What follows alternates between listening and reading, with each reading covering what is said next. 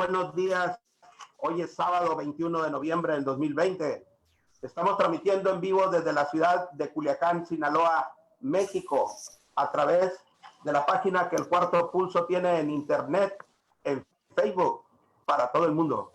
Le damos la más cordial de las bienvenidas a los analistas de todos los sábados, a la doctora Alma Luz Bernal. Doctora, buenos días, bienvenida.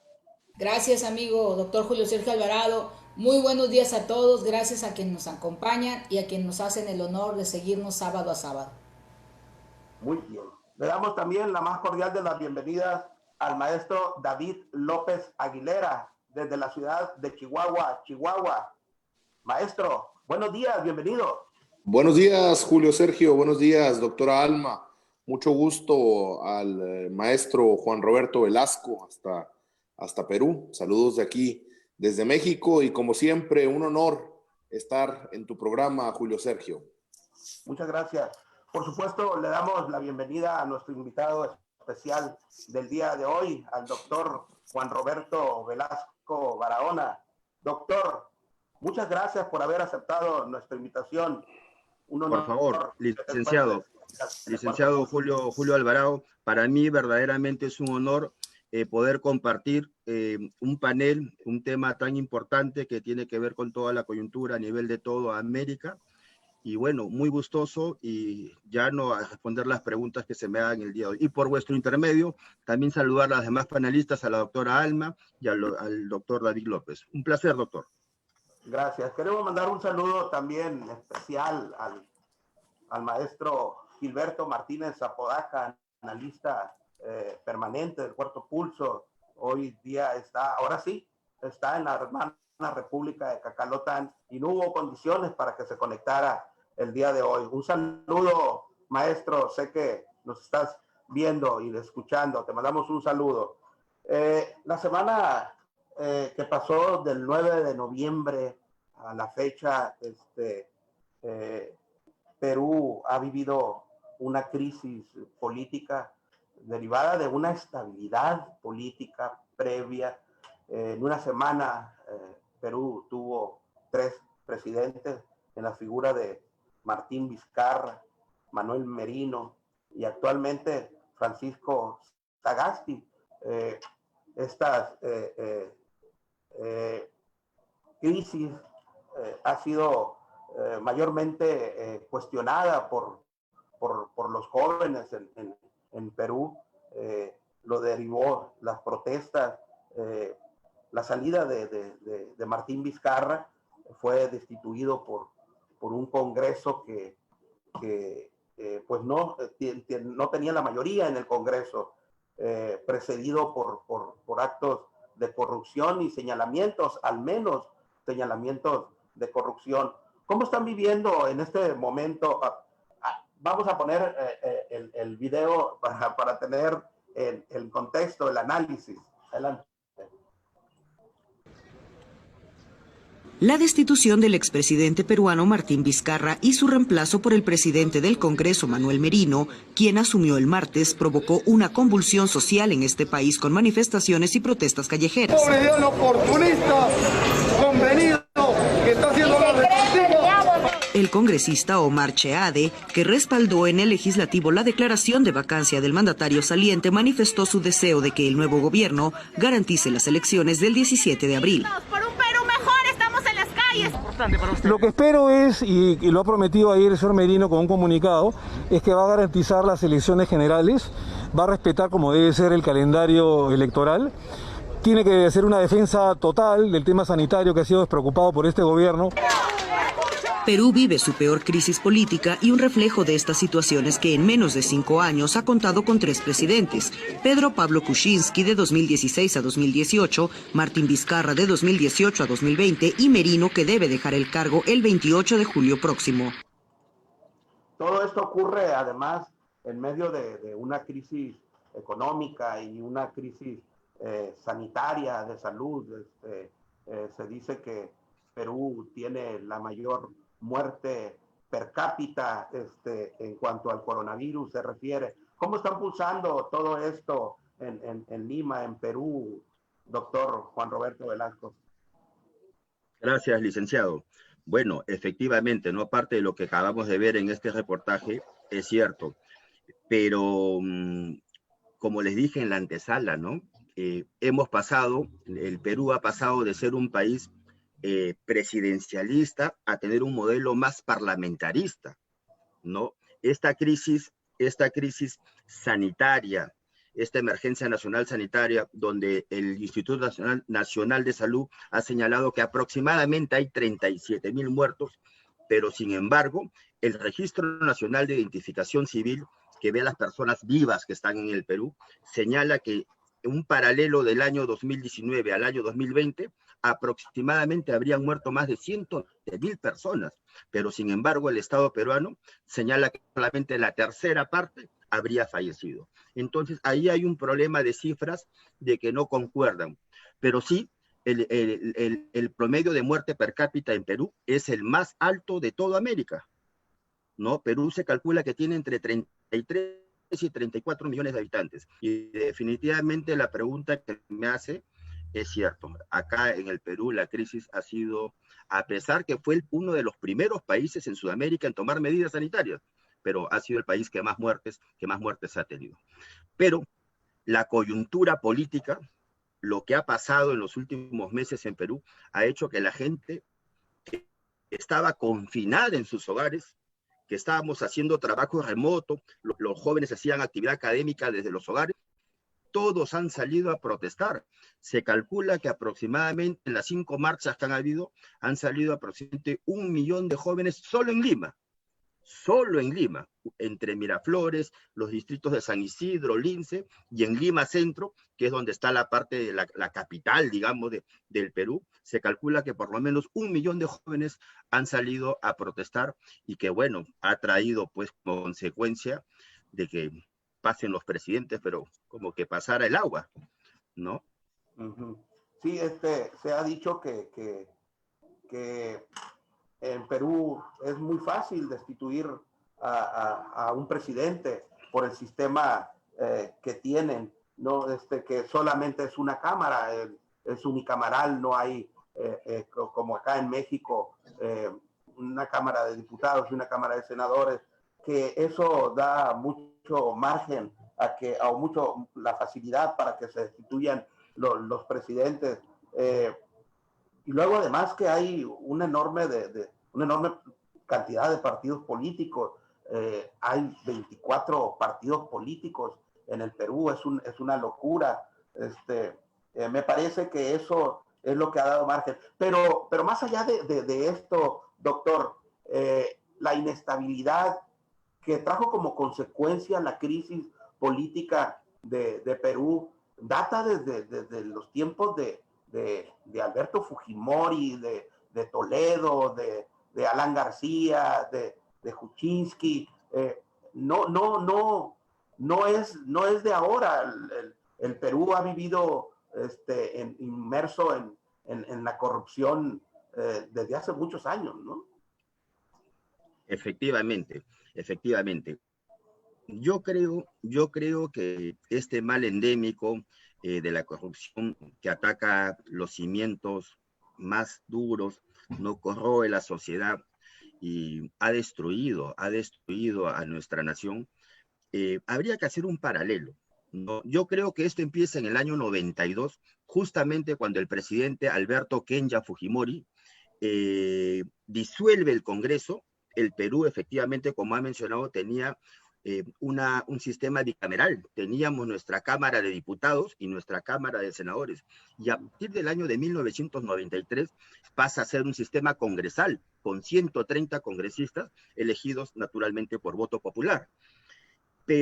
Y eso también trae que los proyectos de ley de repente no sean debidamente revisados, cuestionados, ¿no? Como antes era con el sistema bicameral, que pasaba por la Cámara de Diputados y luego pasaba a la Cámara de Senadores, donde los requisitos eran ser personas de más edad, otro tipo de... Los políticos más conocidos, digamos, eran los que eran los senadores de la República. Pero regresando al tema de la corrupción, este tema tiene un nombre. Esto tiene un nombre, lo que ha pasado en el Perú, y el nombre se llama lavajato. Esto empieza en el año 2016, ¿no? Con todos los destapes de corrupción que han pasado, que ha hecho, por ejemplo, que el presidente Ollanta Humala vaya a prisión. La primera dama de la República, Nadine Heredia, vaya a prisión. Keiko Fujimori, 3 veces candidata a la presidencia de la República, vaya a prisión. Alan García Pérez, se metió un balazo el hombre porque ya sabía que lo estaban yendo a detener a su casa. Entonces, Pedro Pablo Kuczynski tuvo una audiencia de prisión preventiva que fue declarada fundada, no lo mandaron al penal por ser un hombre octogenario, pero sí le dieron arresto domiciliario en su casa. Martín Vizcarra, el defenestrado presidente que ha sido destituido por el Congreso, ¿qué ha pasado? Se han destapado actos de corrupción del año 2011, 2012, 2013, cuando era presidente del gobierno regional de Moquegua, ¿no? Y son actos de corrupción que han sido señalados por colaboradores eficaces y que están debidamente corroborados y contrastados con otros indicios. Entonces, el tema acá de la corrupción en el Perú es bastante duro y no hay presidente en los últimos 30 años que se haya salvado de esta situación. A mí me llama mucho la atención, por un lado hago este análisis, le sobra la voluntad a los peruanos, al Congreso, para llevar a la justicia a los expresidentes que se vieron envueltos en actos de corrupción. En este caso, Alberto Fujimori, Alan García, Alejandro Toledo, Ollanta Humala, a Peteca, a Pablo Kuczynski. No les tiembla la mano para llevarlos ante la justicia. Lo que no ocurre acá en México, Lo que no ocurre acá en México. No les tiembla la mano para llevarlos ante la justicia. Pero me pregunto, ¿por qué de manera sistemática lo ha venido haciendo desde Alberto Fujimori hasta la actualidad con Martín Vizcarra? Sistemático, seguido, cada uno de esos expresidentes. Entonces, ¿qué es lo que ocurre con estos patrones? Y siempre la misma característica, los corrompe Odebrecht, la compañía constructora con mayor presencia en Sudamérica, maestro David López.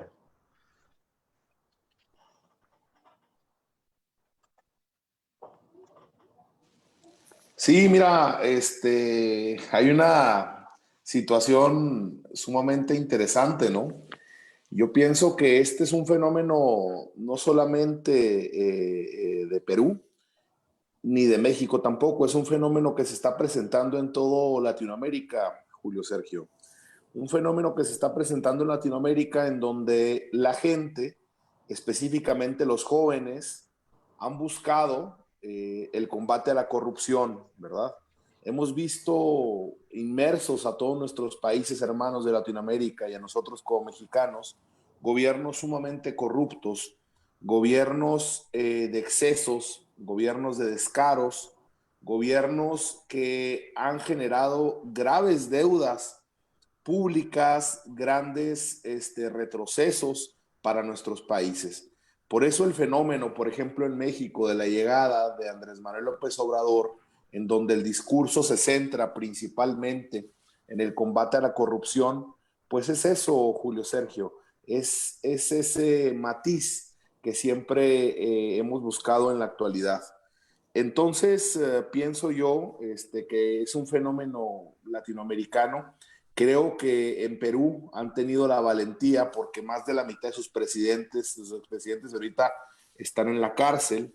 Y en México tenemos que hacer consultas para preguntarle a la ciudadanía a ver si tenemos que juzgar a nuestros presidentes, en lugar de utilizar, pues básicamente lo que es el principio de que si eres culpable, ¿verdad? Y si tienes algún delito, hay que perseguirlo, ¿no? Aquí tenemos que hacer consultas para preguntar a ver si los juzgamos. Fíjate que algo que me parece sumamente interesante de comentar para entrar dentro del tema que estamos hablando sobre la hermana República del Perú. Me parece, no sé cómo la vea el maestro Juan Roberto, que cuando disuelve el Congreso, me parece que es el presidente Vizcarra que disuelve el Congreso, ¿verdad?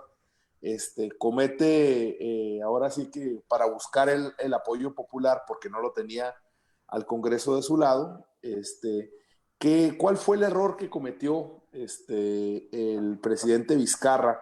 Porque ese Congreso, pues es finalmente también quien cava su tumba, ¿no? Es una pregunta para él. Yo creo que la vacancia es un elemento muy lapso en la Constitución, y me imagino que en cada país debe ser lo mismo. Miren,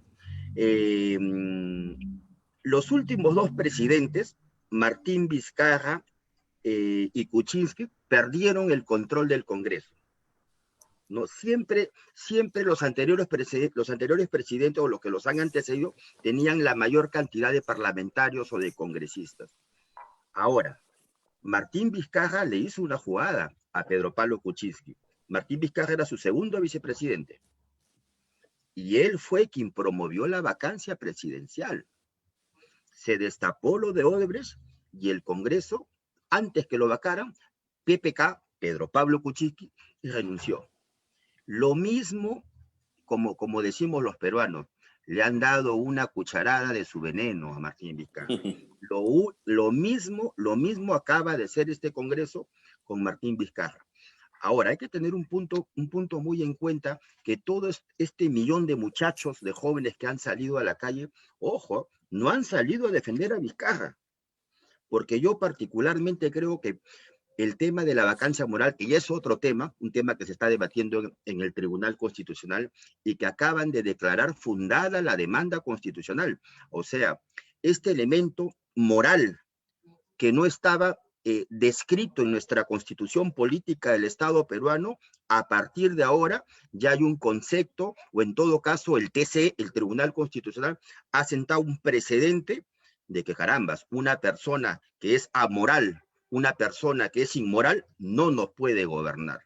Entonces, acá hay un tema que la división de poderes que hay en el Perú es un tema muy duro, muy fuerte, con mucha posición, y eso es bueno para nosotros, porque acá al Poder Judicial no le tiembla la mano para detener a los presidentes, no le tiembla la mano para detener a los que han sido congresistas.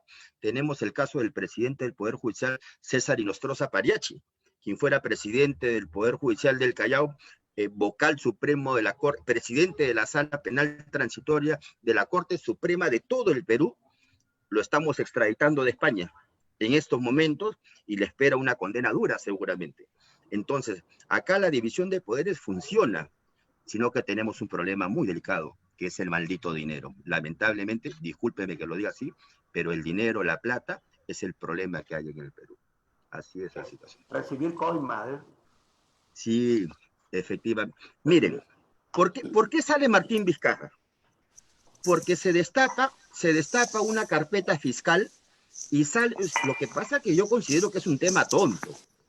El que era chofer del gobierno regional de Moquegua, una persona que ganaba 1.500 soles, si lo ponemos al cambio en dólares, 1.500 no llega ni a $400 mensuales, no, 1.500 soles, no llega ni a $400.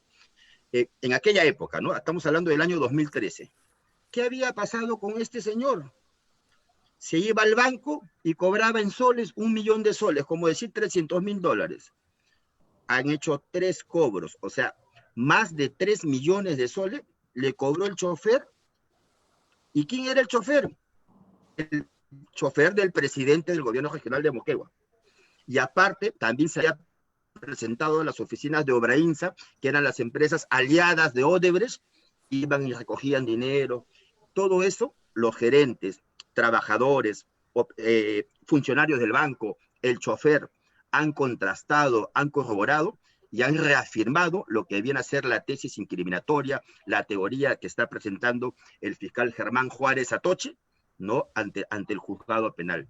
Lo más probable, que si no es en esta semana, la próxima, el presidente Martín Vizcarra deban estar solicitando una medida coercitiva de prisión preventiva en su contra.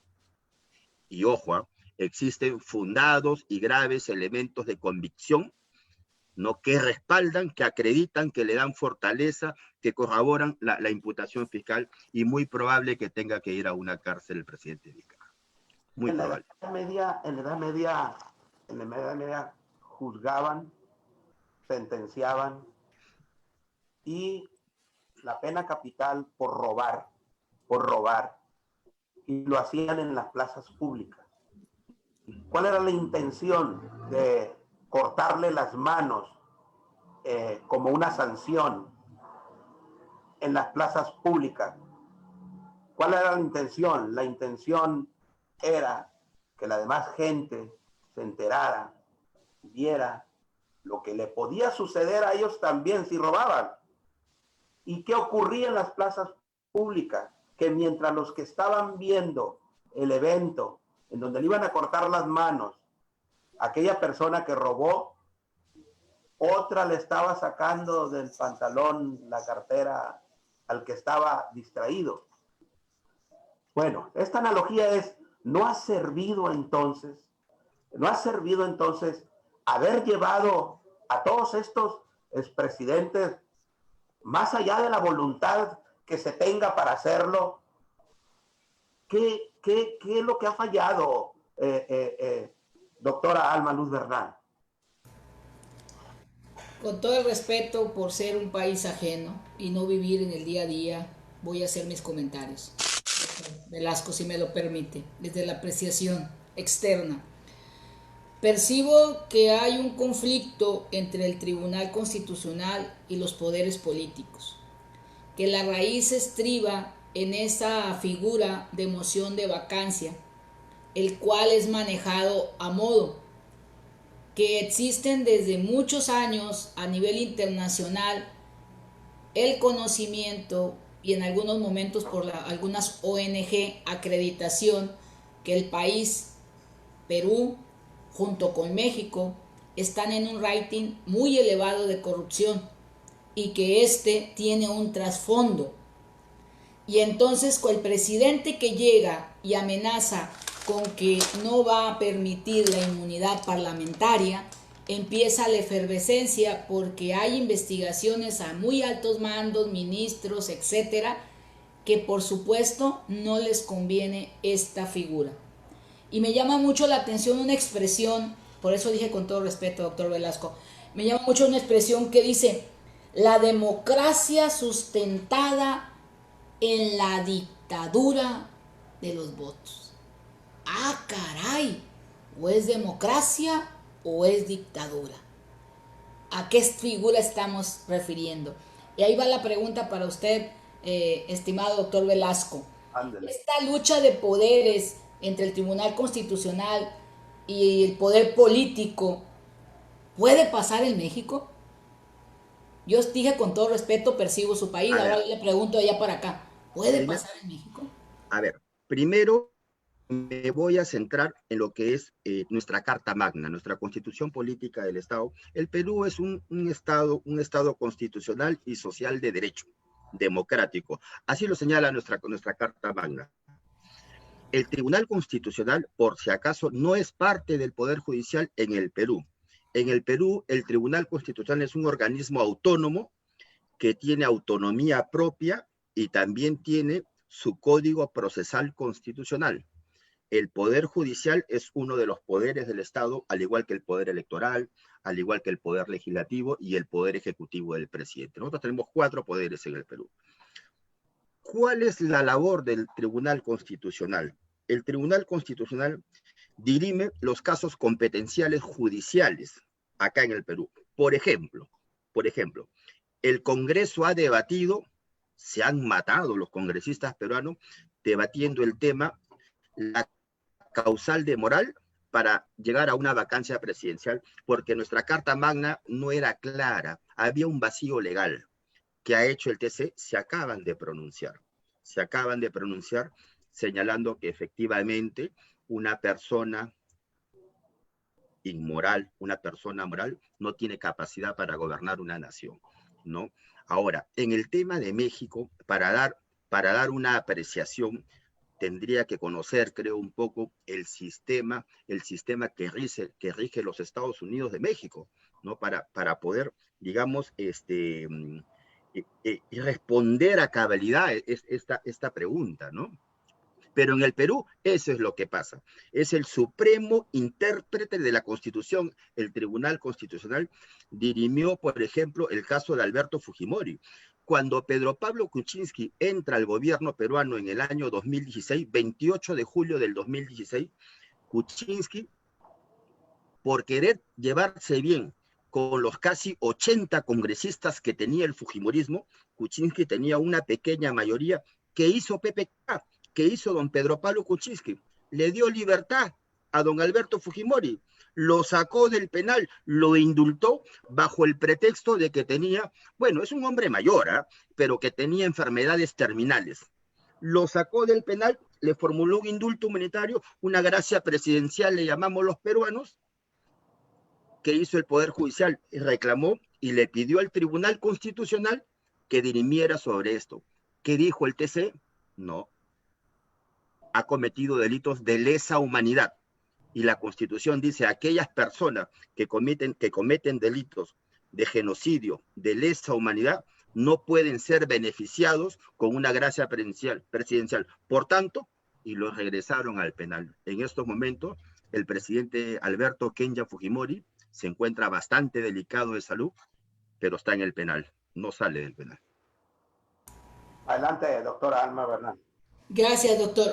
En contrarréplica, ¿quiere decir entonces que esta independencia de poderes de todas maneras radica en la decisión del pueblo? Sí. En la votación del pueblo, ¿verdad? Ok. Sí.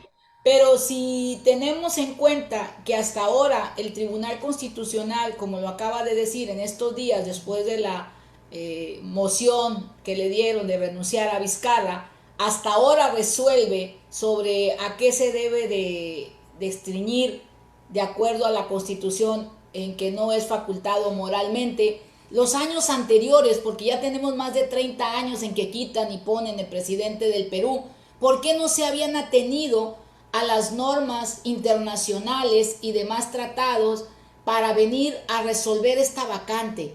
Porque sabemos que cuando nuestras leyes están superadas, por eso tenemos el orden internacional para sufragar, dirimir todas estas controversias, ¿no?, del bloque constitucional. ¿Por qué? ¿Por qué después de tanto ahora sí venimos? Qué bueno que vamos avanzando, pero me crea otro vacío, porque si tomamos en cuenta que los que están ahí tienen años estando en un color, en otro, en una posición, en otra, y al final siguen siendo los mismos actores con diferente postura.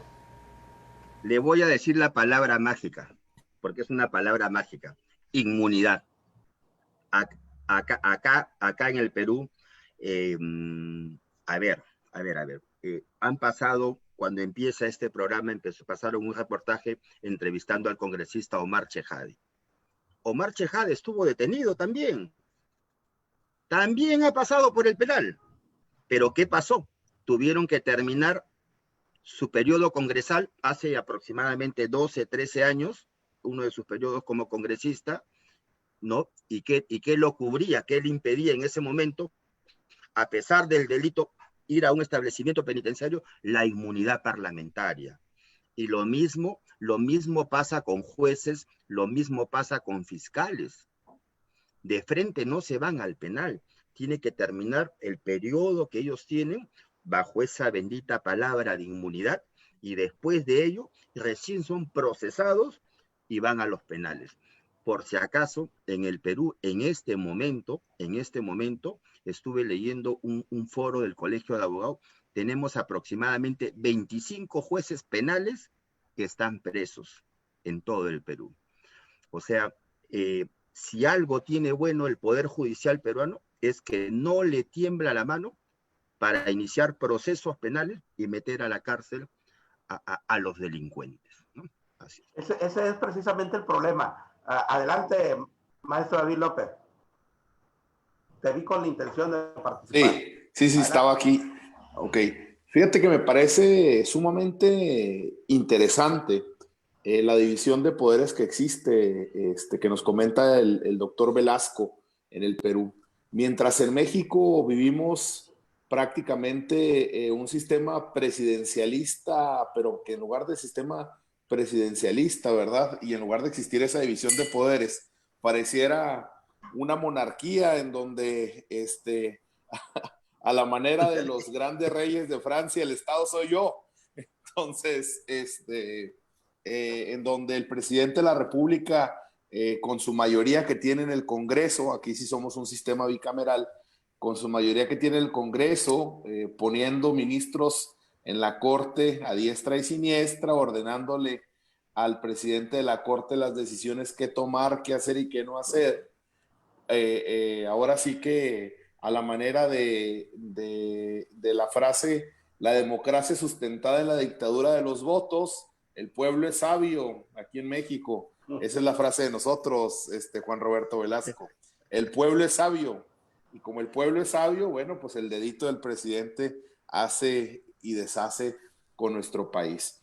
Fíjate qué interesante, Julio Sergio, la división de poderes que existe y que no le tiembla la mano allá a los poderes jurisdiccionales. Mientras tanto, en México, pues existe ese clima de impunidad. Y yo no sé hasta dónde, maestro Juan Roberto, existe lo que en México existen, que son las venganzas políticas. En México, para que alguien llegue a la cárcel, ¿verdad?, tiene que existir algo que se denomina perder en las elecciones, ¿no? Si pierden las elecciones, va a ser juzgado. Eso, quiero poner un ejemplo a mi estado, mi estado que es Chihuahua.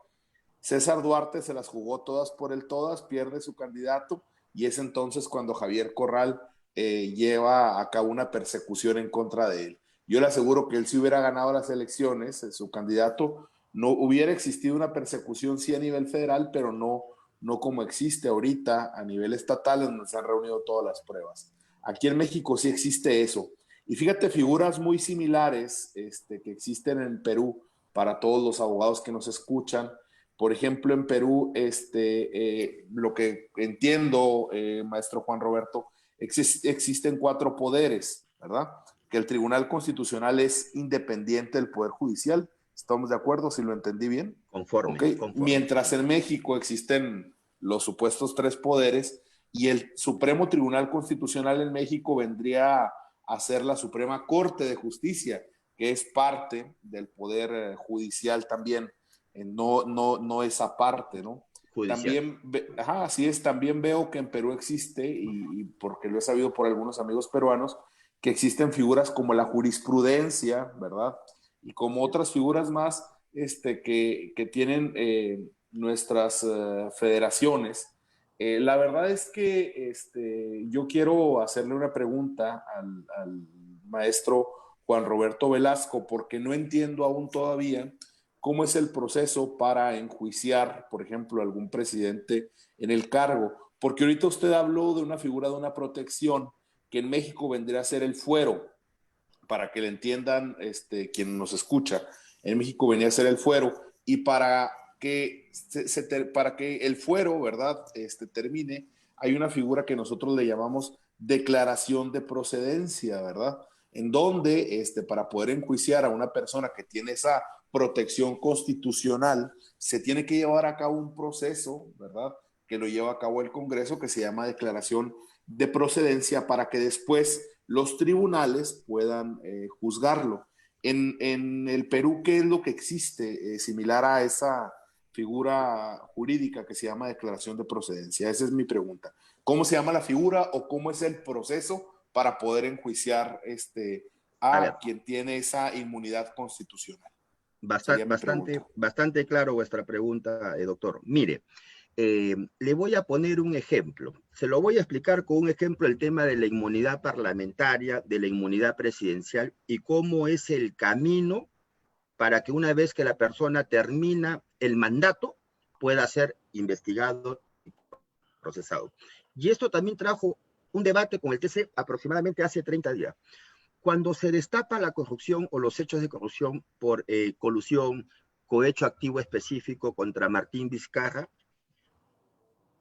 saltó una pregunta que el gobierno no sabía si Martín Vizcarra no podía ser procesado. Efectivamente, por la inmunidad no puede ser procesado, pero la pregunta era, y se discutió en el Congreso y fue al tribunal, ¿puede ser investigado o no puede ser investigado? O el hecho que tenga inmunidad presidencial, el hecho que no pueda ser ni procesado ni sentenciado, ¿eso es óbice, eso es impedimento para que sea investigado? Bueno, esa es una nueva del Tribunal Constitucional. Ahora se ha señalado de que no. Sí, el hecho que tenga inmunidad no significa que no pueda ser investigado. Es por eso que Martín Vizcarra, como presidente, comenzó a declarar ante la Fiscalía, comenzó a ser investigado, ¿no? Ahora, ya yendo más a la parte, al meollo de la pregunta que me ha hecho el doctor David López,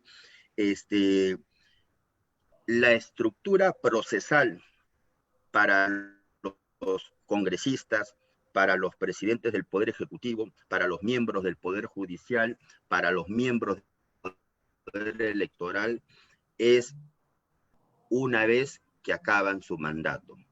No pueden ser ni procesados ni sentenciados bajo este instituto de la inmunidad, mientras que están en el oficio de sus funciones, ¿no?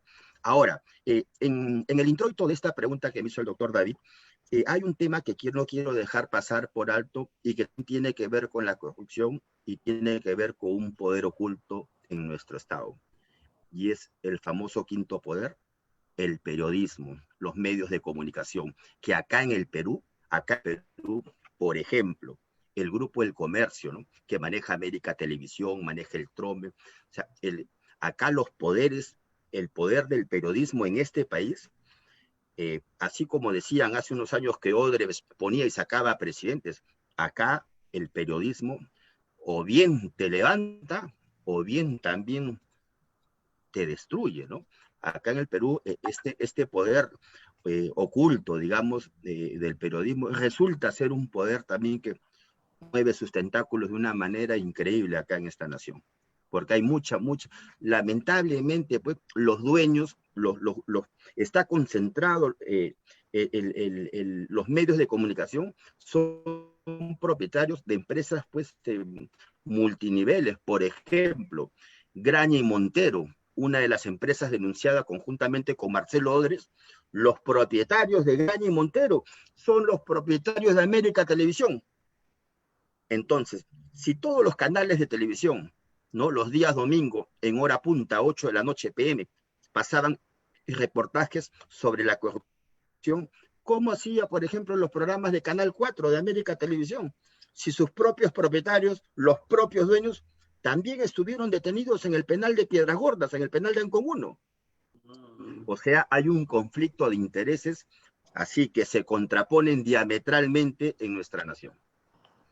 Ni Vizcarra ni Merino, gritan las personas en las calles, no nos representan, dice. Hemos hecho un análisis y izquierda, centro, derecha, de todo, como dices bien, doctor Juan Roberto. Es sí. La plata, es el dinero que corrompe y que no conoce de partidos, que no conoce de colores. Sin embargo, estoy convencido que son más los buenos, que somos más los buenos. Y hay una problemática aquí que deben de resolver los peruanos. Les corresponde estrictamente a ustedes y no movimientos externos ni fuerzas políticas externas. Es exclusivo de los peruanos. No es idiosincrasia, no es cultura, como dijo en una ocasión aquí el expresidente Enrique Peña Nieto, que la corrupción era cultural. A esa estupidez llegó el presidente, y creo que es lo mismo en el Perú. No creo que se haya sido tan arraigado que llegue a formar una cultura, que tus hijos sobornen, se dejen sobornar, porque es cultural en el Perú. Me parece que eso no es cierto. Me parece que también es cuestión de voluntad, doctor Juan Roberto, porque insisto, la corrupción en el Perú no tiene colores, no tiene colores. Bien han sido expresidentes que han sido de izquierda, de derecha y de centro. Entonces, aquí el planteamiento es, ¿cuál es la solución? ¿Cuál es la solución? Ahora, la crisis política que está viviendo en estos momentos Perú, ¿se va a terminar llamando a elecciones en abril? Esa sería una de mis cuestionamientos, doctor. Sí.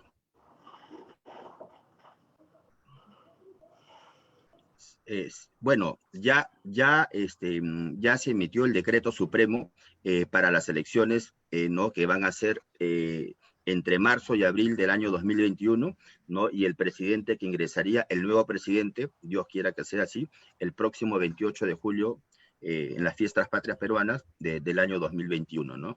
Ahora, el tema de la corrupción, miren, permítanme contarles una anécdota muy breve, muy pequeña. Me tocó defender a un policía jovencito de 21 años que tenía el muchacho, no llegaba ni a un mes que había egresado de la escuela de policías.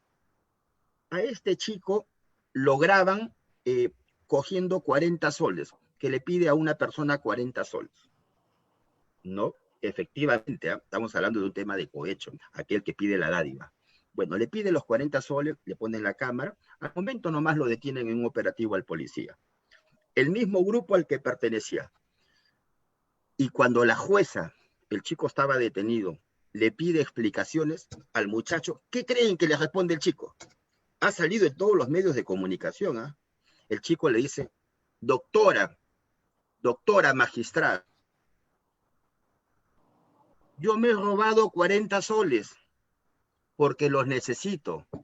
Nuestro presidente se ha robado más de 3 millones de soles. O sea, en otras palabras, si el presidente roba, ¿por qué no puedo robar yo? Eso es lo que tenemos que cambiar. El tema de los valores, el tema de los principios, tener buenos valores morales y sociales es lo que debe de imperar en nuestra sociedad.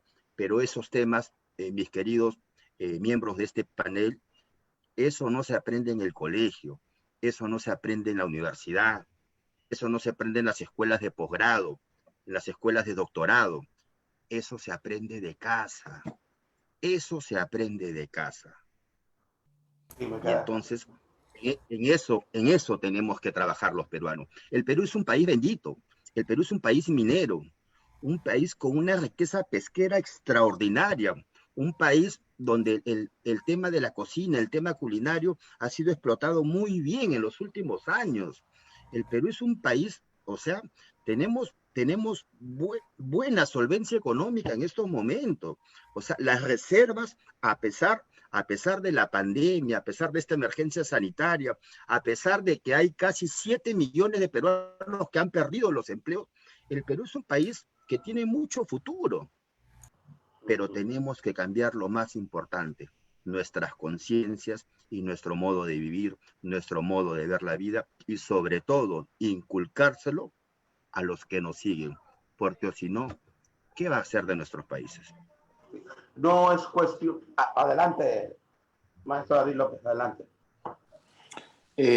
Me parece, como lo señalé en mi primer comentario, que existe un despertar en Latinoamérica, un movimiento al que no sé cómo llamarle, ¿verdad? Pero es un despertar, sobre todo por parte de los jóvenes. Aquí en México existió durante mucho tiempo la cultura que se denominaba con la siguiente frase: el que no tranza no avanza. El que no tranza no avanza, y debemos de ser así, y nuestro pueblo es corrupto, como dijo Julio Sergio, porque así es desde siempre, es un tema ancestral, y no es cierto.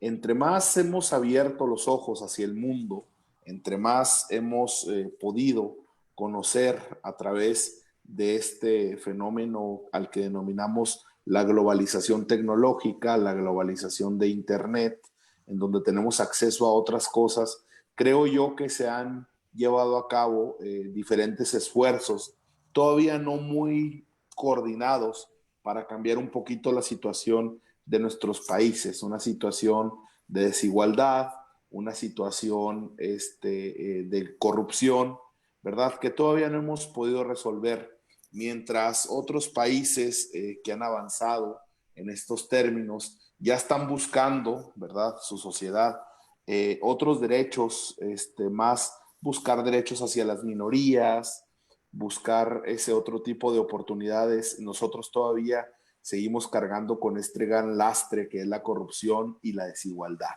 Así estamos los países en Latinoamérica, y la verdad es que para mí me da mucho gusto, ¿verdad?, que los jóvenes estén reaccionando ante tal situación a través de las redes sociales, a través de las protestas.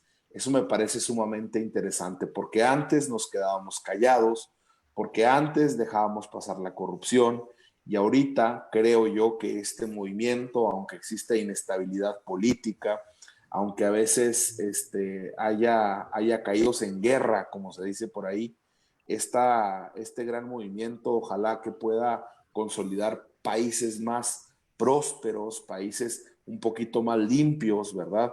Países que podamos avanzar, porque somos países que seguimos inmersos en esto, y ojalá y digo, se lo digo, Juan Roberto Velasco, que allá en Perú puedan consolidar ese combate verdaderamente. Desgraciadamente en México creo yo que todavía nos falta mucho.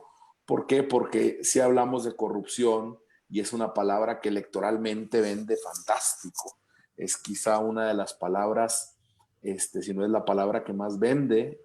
Muchos gobernantes han llegado al poder nada más sin ninguna propuesta de campaña, sino como su única propuesta, combatir la corrupción y meter a la cárcel a su antecesor. Ese ha sido el lema de muchos de ellos, muchos no lo han hecho, muchos no lo han logrado, pero bueno, vamos en esa construcción de nuestros países. Ojalá que ese gran movimiento, que ojalá alguien le ponga nombre después, pueda consolidarse para poder terminar con esos graves problemas, sobre todo el tema de la desigualdad, porque si hay corrupción, va a haber desigualdad. Si hay corrupción, hay pobreza. Si hay corrupción, hay inseguridad. Si hay corrupción, hay todo. La corrupción es el gran cáncer que acecha Latinoamérica. Y ahí está Odebrecht, ahí están otros casos impresentables, ¿verdad?, que han vivido en nuestros países, porque a todos nos llegó Odebrecht. Ahí está el tema de Emilio Lozoya, ahí están otros temas más. Y yo creo que es sano eso es sano. La inestabilidad a veces parecería que fuera algo malo para nosotros, pero no, porque representa un movimiento que busca erradicar ese cáncer que vive en nuestros países. No lo había yo evaluado así, maestro David López. La verdad es que se está replicando, es un despertar, como bien dices, en Latinoamérica, de todos los jóvenes.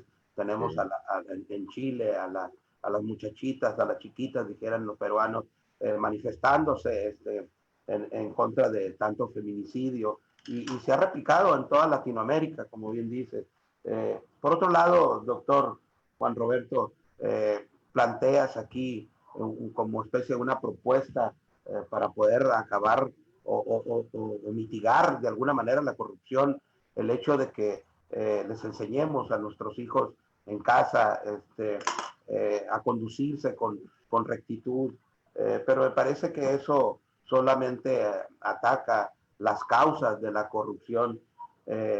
Tenemos un gran problema que está vigente, que está aquí, y tendría como que buscar los mecanismos también, instrumentar los mecanismos para atacar los efectos de la corrupción, los que ya están aquí y ahora, y que no se pueden seguir postergando de alguna manera. ¿Cuál sería la solución? No creo que sea endureciendo leyes o haciendo un cambio, una reforma estructural del sistema electoral. No creo que esto sea la solución para evitar la corrupción, al menos políticamente hablando, doctora Alma Luz Bernal? Es triste realidad de los pueblos tercermundistas que se creen de primer mundo. Fuerte, pero es verdad porque nos han vendido cada proceso electoral y cada episodio de la historia. Sin duda alguna, los valores juegan un papel fundamental porque recordemos que la primera educación es la casa, la sociedad llamada familia. Y los valores son cualidades y o propiedades valiosas de las personas. Y si en casa inculcamos que tiene que darse, no nada más voy a ser humano por comer, dormir, reproducirme y esperar morirme, sino que tengo que dar lo mejor de mí para esta sociedad porque voy a coexistir, porque estoy cohabitando, que lo que haga en algún momento me va a repercutir, empezaremos a cambiar las sociedades. Pero de la mano de la sociedad familia está la sociedad en general, y el primer aspecto donde chocamos es en el sistema educativo, que se le debe dar continuidad. Ciertamente la escuela forma y en la casa se educa, pero ¿dónde coinciden los dos? En el despertar de un pensamiento crítico. Y hoy día los jóvenes con la tecnología ya se están pronunciando en diferentes países en la problemática del día a día. Usted puede ver en cualquier país una reunión de adolescentes hablando de violencia y las expresiones que dicen es que yo fui violentado, yo sufrí bullying, pero no agarran la retórica de los adultos. Es que el bullying es que se tiene que... No, ¿qué vamos a hacer para combatirlo? ¿Qué haría yo? ¿Cómo empiezo yo? Y así lo escuchas. ¿Cómo empiezo yo? Porque también ahora hay violencia cibernética. Cuando estoy en una clase y daño a mi compañero, lo silencio, está dando su exposición y salgo con un comentario para no dejarlo avanzar. Ya los jóvenes ya están con esta forma de defenderse y valorarse. Y ciertamente el problema es que si no llega una persona a un poder, el que sea, a una representación, la que sea, con valores, pues se va a desmoronar y se va a hacer a modo. Porque no es que lo haga el sistema, es que ya viene. Y de esto estamos cansados todos los países que se crean partidos nuevos, se creen los mesías y al final integran lo mismo pero con las mismas mentalidades. Yo sí estoy de acuerdo en lo particular con que las autoridades deben de ser fuertes para definir y atacar la corrupción y poner al responsable. Pero nunca voy a dejar de decir que en México y creo que en varios países lo que falta es que se le ponga nombre y apellido para aquel que actuó irresponsablemente. Mientras sea como institución, pues me amparo detrás y nos abrazamos todos y tejemos telarañas. El individuo tiene que ser responsable de sus actos, unirlos y entenderlos desde pequeños, que tengo una libertad que es el ejercicio consciente de mi actuar, pero tengo que responder por aquello que hice conscientemente. Y ahí va la educación formando. Tiempos de cambio. La juventud no es el presente de mañana, es el hoy. Y en ellos hay que trabajar, que lleguen en verdad estos cambios y los que tengamos un poquito de saneamiento moral, pues ayudarles. Y los que no, pues que existan las normas para restringirlos y que tenga su responsabilidad que responder. Muy bien. Importante, importante. Fíjense que en Asia, los países asiáticos son los que tienen unas leyes muy duras en Asia. Y curiosamente, Perú tiene una gran influencia de los asiáticos. Tiene cualquier cantidad de habitantes asiáticos. Alberto Fujimori, Keiko Fujimori, de las figuras más notables de los asiáticos. Estoy seguro que ese comportamiento que tienen o tuvieron en un momento determinado en Perú, no lo desplegaron en Asia. Alberto Fujimori, porque hay que recordar que salió huyendo del Perú, Alberto Fujimori, y fue y se refugió precisamente en Asia. Estoy bien. doctor Juan Roberto.